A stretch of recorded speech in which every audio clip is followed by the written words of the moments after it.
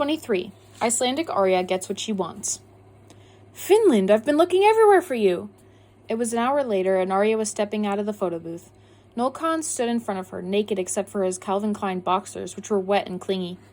He was holding a yellow plastic cup of beer and her just-developed streak of pictures. Noel shook his hair around a little, and water from his hair sprayed onto her APC miniskirt. Why are you all wet? Arya asked. We were playing water polo. Arya glanced at the pool. The boys were battling one another in the heads with pink fun noodles. On the banks, girls in nearly identical Alberta Ferrari miniskirts huddled together, gossiping. Over by the hedges, not that far from them, she spied her brother Mike. He was with a petite girl in a plaid micro mini and a platform heel. Noel followed her gaze. That's one of those Quaker schoolgirls, he murmured. Those chicks are nuts. Mike glanced up and saw Arya and Noel together. He gave Arya an approving nod.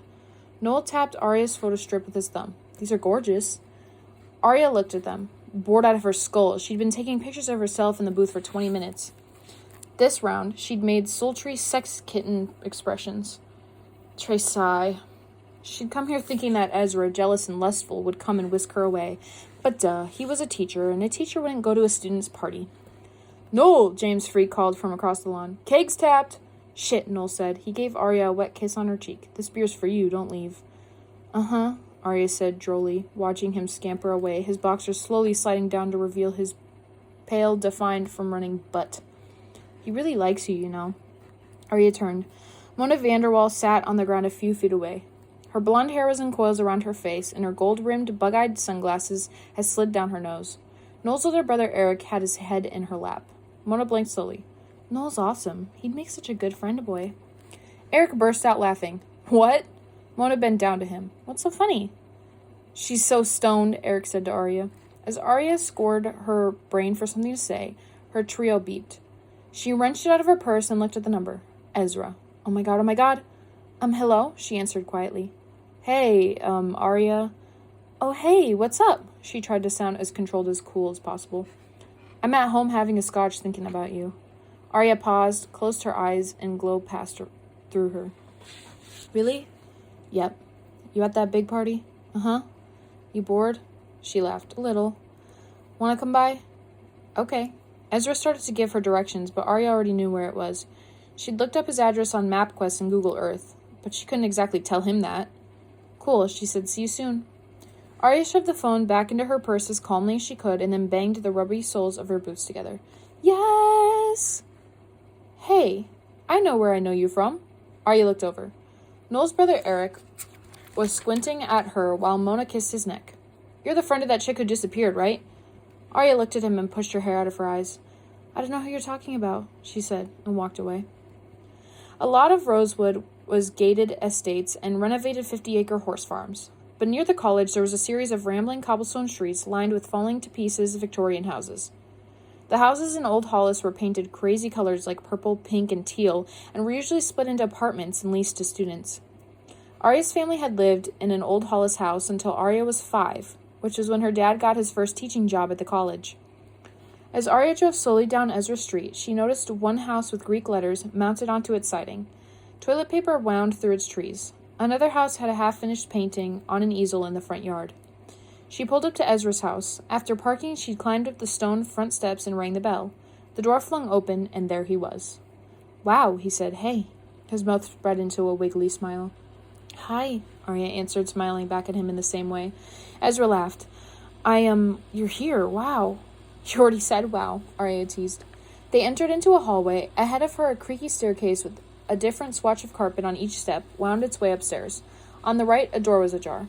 This apartment's mine. Arya walked in and noticed a clawfoot bathtub in the middle of Ezra's living room. She pointed at it. It's too heavy to move, Ezra said sheepishly, so I stored books in there.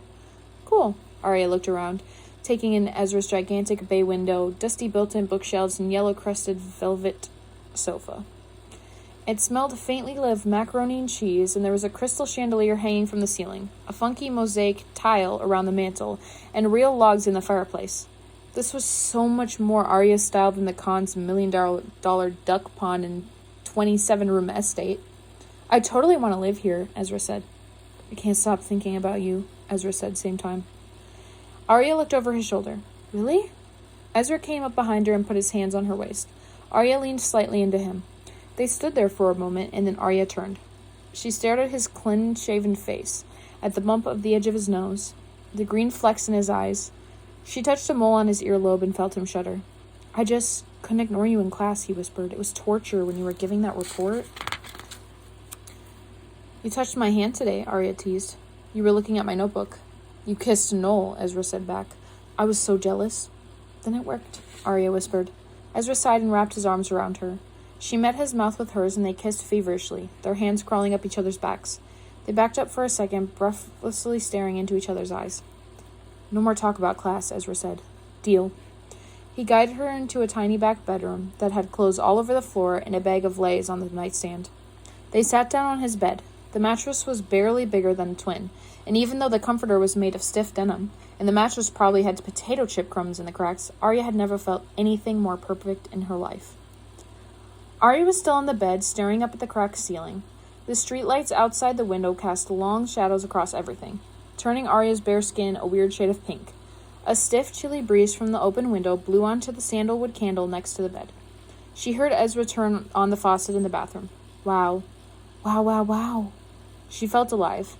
She and Ezra had nearly had sex, but then at exactly the same time they agreed that they should wait. So then they snuggled up to each other naked and started to talk. Ezra told her about the time he was 6 and sculpted a red squirrel out of clay, only to have his brother squash it. How he used to smoke a lot of pot after his parents got divorced. About the time he had to take the family fox's terrier to the vet to have her put to sleep. Arya told him about the time when she was little. She kept a can of split pea soup named Pea as a pet and cried when her mom tried to cook pea for dinner. She told him about her furious knitting habit and promised to knit him a sweater. It was easy to talk to Ezra. So easy she could imagine doing it forever. They could travel together to faraway places. Brazil would be amazing. They could sleep in a tree and eat nothing but plantains and write plays for the rest of their lives. Her trio beeped. Ah! It was probably Noel, wondering what happened to her. She hugged one of Ezra's pillows close to her. It smelled just like him, and waited for him to come out the bathroom and kiss her some more.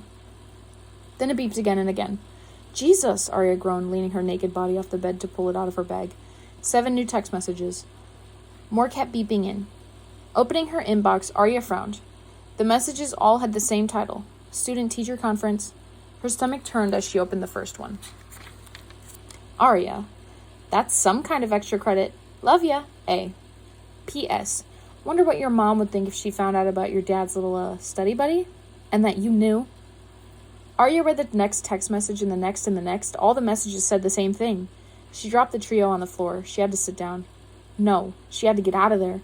Ezra? She frantically peered out Ezra's window. Was she watching right this second? What did she want? Was it really her?